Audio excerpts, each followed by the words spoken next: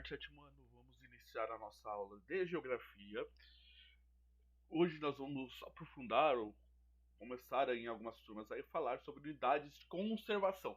Nós já falamos sobre biomas, né? Relembramos os 6 biomas que nós temos aqui no estado, São Paulo, os biomas, 6 biomas brasileiros. E hoje a gente vai falar sobre as unidades de conservação, porque a gente já falou lá no sexto ano, só fizemos uma pequena revisão agora, sobre as características dos biomas. Agora, nosso olhar no sétimo ano é sobre conservação, porque a gente também já falou sobre questão de desmatamento, né, o quanto o ser humano prejudica isso daí, como a floresta nativa, como o bioma nativo foi destruído durante a vinda aí dos portugueses, né, dos espanhóis, o pessoal na colonização e acabou devastando parte. Depois o ser humano também continua essa devastação, e hoje a gente precisa falar sobre conservação, como conservar, como reestruturar novamente, e o que diz a lei, o que diz. Então vamos falar um pouquinho disso em cima desse texto, e depois vocês receberão um forms, onde vocês responderão um exercício sobre esse texto. O texto também está lá, tá? E aqui é pra gente pegar aqui e entender juntos. Vamos lá, vou aumentar um pouquinho mais aqui para a gente poder ver com mais tranquilidade. As unidades de conservação, a gente vai usar o termo UCs para falar de unidades de conservação, são espaços protegidos por lei, né? Então, são espaços que têm uma lei de proteção, uma proteção ambiental, né? Então, não é um grupo como o SOS Mata Atlântica, que não tem ajuda do governo, que está reflorestando. Não há uma proteção legal. Aqui estamos falando de um espaço legalizado, um espaço onde tem uma proteção de lei. Essa área possui características singulares relacionadas com fauna. O que era a fauna mesmo? A fauna, que são os animais, e flora, de flor, que vem de animais daquele local.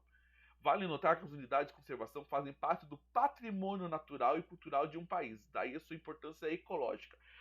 Já falamos, por exemplo, que vocês viram em história no ano passado, no sexto ano, que patrimônio histórico, cultural, que já falamos que é uma construção, um objeto que conta a história daquele local, daquele povo, daquele país, e que tem uma importância para ser preservado. Então ele sofre o que a gente chama de tombamento.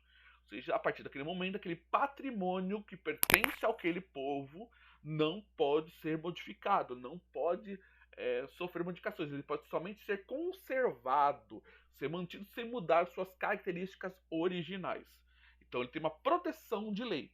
E isso também acontece na área florestal, né? Na área dos biomas, um patrimônio que foi tombado, porque é um patrimônio também histórico, porque conta a história ecológico daquele lugar, do povo de origem daquele lugar, e também sua importância ambiental. Elas são protegidas pela Lei 9.985, de 18 de julho de 2000, instituiu o Sistema Nacional das Unidades de Conservação.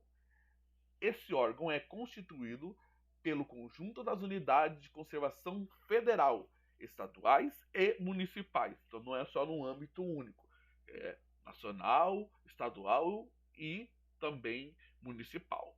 Os principais objetivos: proteger e conservar essas áreas, bem como as espécies em risco de extinção, preservar e restaurar os recursos e os ecossistemas naturais, valorizar as diversidades biológicas desses espaços e promover as unidades sustentável e atividades de caráter científico. De acordo com essa lei, das unidades são definidas espaço territorial e seus recursos, incluindo as águas jurisdicionais com características naturais relevantes, legalmente instituído pelo poder público com objetivo de conservação e limites definidos sob regime especial de administração, ao qual se aplicam garantias adequadas da proteção. A classificação dos tipos de unidades de conservação. As unidades de conservação objetivam a preservação e conservação da natureza, sendo classificadas de duas maneiras. Elas podem ser unidades de proteção ambiental, aliás, integral, ou seja, são os Cs com objetivos de preservação da natureza, bem como a utilização dos seus recursos naturais de forma indireta. Isso porque não envolve consumo, coleta ou dano dos recursos naturais. Dessa forma, esses tipos de unidade de conservação é mais restrito, uma vez que está voltado a pesquisas relacionadas à diversidade biológica.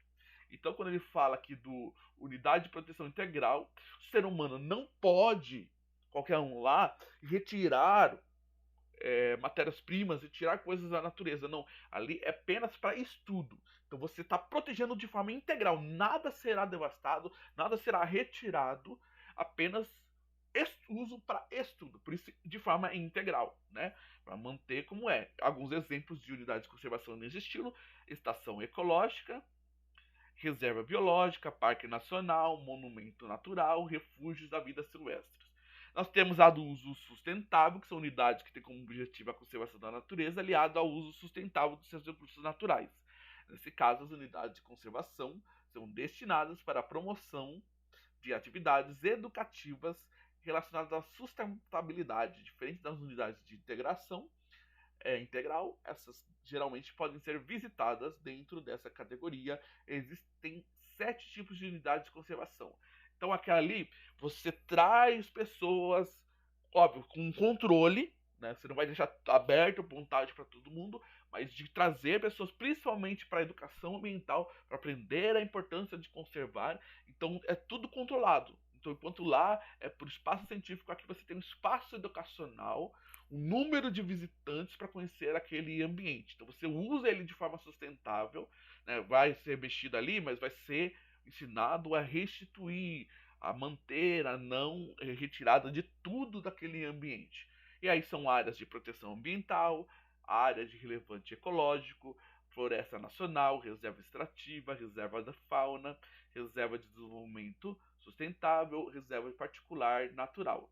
As unidades de conservação, é um órgão responsável pelas unidades de conservação, é o Sistema Nacional de Unidades, chamado SNUC. O Instituto Chico Mendes de Conservação da Biodiversidade, ICMBio, é responsável pelas unidades de conservação em nível federal.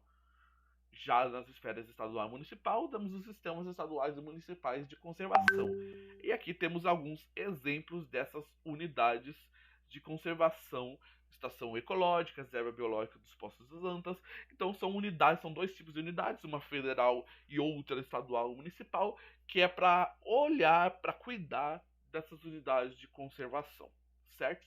Então, entenderam que existe uma lei que protege, existe cada unidade, esses 2 tipos de unidade de conservação integral também a sustentável, tem seus objetivos educacional e científico.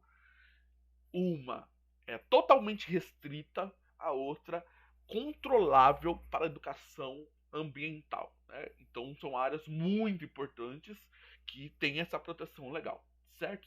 Vocês agora responderão exercícios em relação a problemas ambientais causados pelo ser humano e sobre esse texto que fala dessa conservação, né? Dessa forma de unidade de conservação, como é que elas funcionam, certo? E aí vocês vão responder qualquer dúvida, vocês vão colocar aqui, podem perguntar no WhatsApp, vocês podem perguntar aqui e eu estarei respondendo, depois a gente vai fazer a correção desse exercício.